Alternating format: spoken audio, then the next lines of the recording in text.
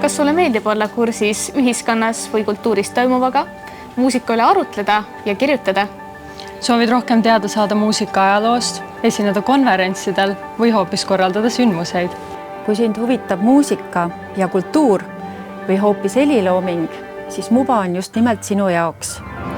Alates 9. klassist on võimalik õppida heliloomingu erialal ja kutseõppes kompositsiooni erialal.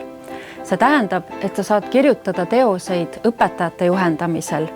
Saad katsetada erinevate stiilide ja erinevate koosseisudega. 10. klassist alates on võimalik õppida ka muusikakultuuri erialal ja kutseõppes muusikateooria erialal. Need erialad annavad sulle laiema mõistmise muusikast, ajaloost ja kõigest sellest, kuidas muusika ja kultuur meie ühiskonnaga on seotud.